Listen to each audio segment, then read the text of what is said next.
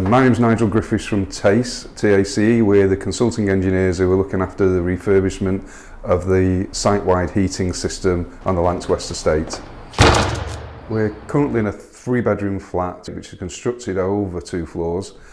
This illustrates all of the problems that residents are experiencing with the heating and water systems on the estate. So primarily the flats are poorly insulated, radiators are overheating, and there's no control within each of these flats, and therefore people are having to open windows to try and maintain comfortable temperatures even during the winter periods.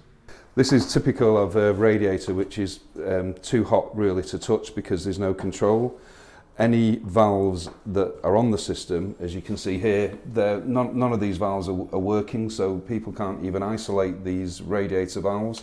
And this is typical on all of the flats, that someone's made a kind of bespoke catch to keep the windows open, and the windows on most of the flats stay open during the winter period, where all of the heat that's generated is really just going to outside and wasted. And again, if you walk around the estate, you'll see this as a typical setup in all of the flats. For me, it's just such a waste of energy in the current climate that we live in. We're all trying to save energy. Energy prices are going sky high, and what we really need to do is ensure that we conserve as much heat and fuel as we possibly can, not just for our benefit in terms of what it costs us, but for the environment. This is so wasteful in terms of a heating system. Part of the problem, along with attempting to improve the insulation values, is the single glazing. All the flats are single glazed on the estate, and we're improving that to triple glazing. Along with the frames, we're losing a lot of energy through the frames, and we're losing a lot of air through the frames, so there's a great deal of heat loss, not just through the glass but the frames themselves. All the window frames are decayed, they're rotting in many places, so the flats are generally poorly ventilated, and what's happening is that you're getting condensation on the inside, it's dripping onto the frames and decaying the frames, and that all adds to the issues with the windows.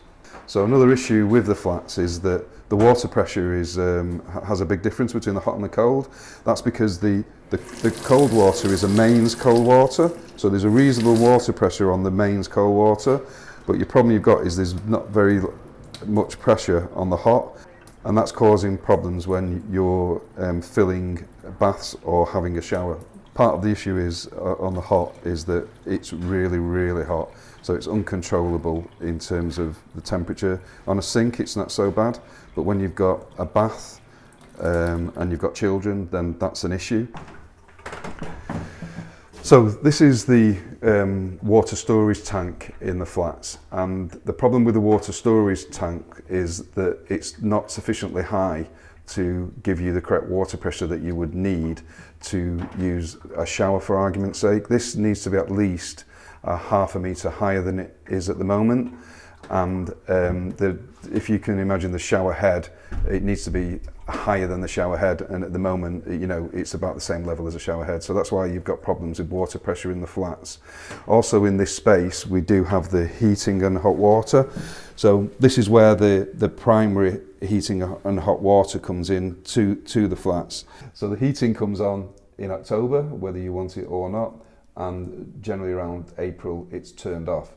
So whether you want that in your flat or not, the heating is delivered, and because there's no controls in your flat, all of the radiators get hot and all of the system stays hot throughout that period of time, and you have no control over that, and that's one of the major factors of overheating in the spaces. In this space also, part and parcel of the problems of overheating is all these pipes have very poor old insulation. Lots of the insulation has come off, and this is adding to the overheating because pipes are still delivering during the summer period. They're delivering domestic hot water for showering and hand washing, etc. So you're still having pipe work that's hot in the building during the summer to give you domestic hot water for showering and bathing. There's no control over that, and it's one of the major factors to the overheating issues that's being experienced at the moment. On Lancaster West Estate we have over 800 homes. The majority of those are heated by 2 district heating systems. One of those district heating systems down at the walkways is currently under a temporary boiler plant, and the other district heating system, which is housed at the basement of Camelford Walk, is being delivered through very inefficient gas-fired plant. It's of an age where it is becoming obsolete and does need replacing. Its economical lifespan is approaching the end, and as part and parcel of the scheme we're proposing to replace all of the plant that's in there.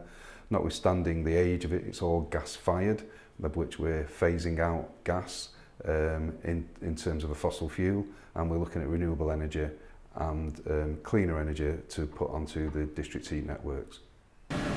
So we're in the boiler house on part of the estate, and within this boiler house it serves one of the district heating networks on the estate.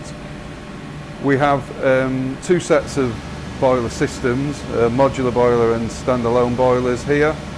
We have all of the flue systems that take all the discharge gases out through the main flue.